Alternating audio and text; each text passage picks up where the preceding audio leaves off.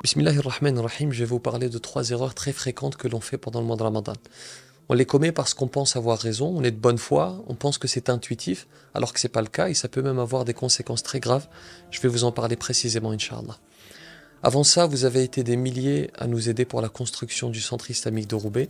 Je voulais vous remercier et demander à Allah subhanahu wa ta'ala de vous accorder le plus haut degré du paradis. On a fini la première phase et on passe à la deuxième. On vit le mois de Ramadan, au cours duquel la récompense est démultipliée. Vous avez l'occasion de poser votre empreinte. Prenez juste quelques secondes, faites pause à cette vidéo et contribuez à ériger ce centre islamique, Inch'Allah, un centre dans lequel les musulmans prient, dans lequel les enfants apprendront, Inch'Allah, demain. Ils apprendront le Coran, ils apprendront la science. C'est une sadaqa jariya, une aumône continue qui travaille pour vous ici-bas, qui travaillera pour vous dans l'au-delà, Inch'Allah.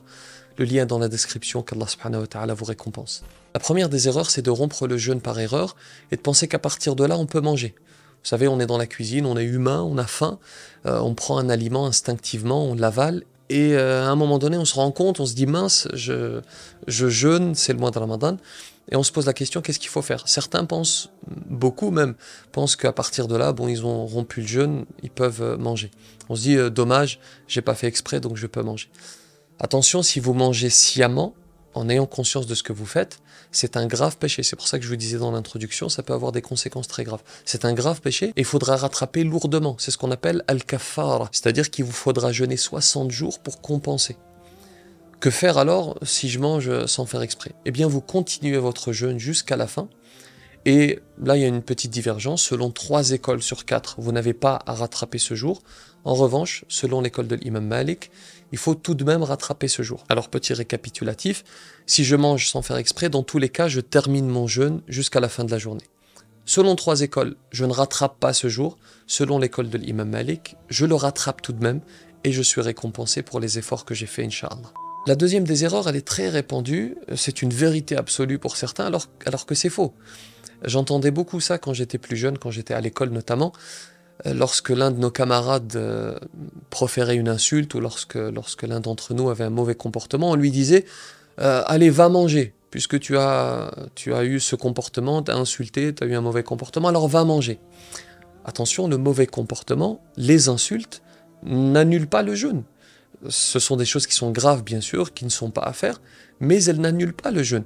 Alors certains utilisent un hadith du prophète sallallahu alayhi wa sallam dans lequel il dit, c'est un hadith authentique dans lequel il dit Man lam yada' qawl az-zuri wal 'amal bihi falaysa lillahi hajatun fi an yada'a ta'amahu wa sharabahu. Celui qui ne délaisse pas la parole mensongère et le fait d'œuvrer avec, Allah n'a pas besoin qu'il délaisse sa nourriture et sa boisson.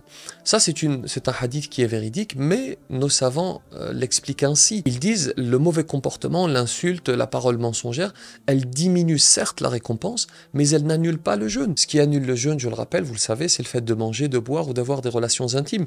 Mais l'insulte et le mauvais comportement ne l'annulent pas. Certes, la récompense est diminuée, mais le jeûne est valide et il faut le poursuivre. Il faut éviter d'interpeller son frère ou sa sœur et de lui dire « puisque tu as commis tel acte, alors va manger ». La troisième erreur, on l'a fait au moment de la rupture du jeûne, l'invocation que faisait le prophète sallallahu alayhi wa sallam. Si vous ne la connaissez pas d'ailleurs, apprenez-la, elle est simple. La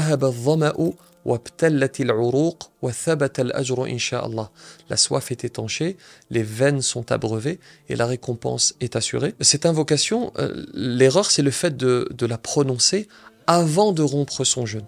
Parce que si on fait ça, si on la prononce avant, l'invocation n'a pas de sens, parce qu'on n'a pas encore étanché sa soif, les veines ne sont pas encore abreuvées, et conséquemment, la récompense n'est pas encore assurée. Il faut d'abord rompre son jeûne, boire de l'eau, prendre une date, et ensuite prononcer cette invocation. J'ajoute pour être tout à fait complet que beaucoup rajoutent une formule qui n'est pas authentique. Ils disent « Allahumma inni laka sumtu wa ala rizqika aftart » et ensuite ils disent « Dhahaba dhama'u wa abtalat al-'uruq » Le début n'est pas authentique et donc il faut se contenter de l'invocation que j'ai citée. Je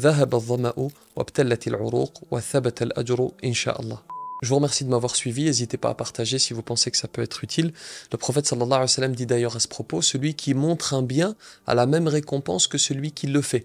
On peut donc avoir la même récompense, Inch'Allah. Je vous laisse, il faut que je révise pour les prières de Tarawih ce soir. C'est un passage un peu compliqué ce soir et donc il faut un certain temps pour être sûr de l'avoir bien révisé. Que la paix soit sur vous.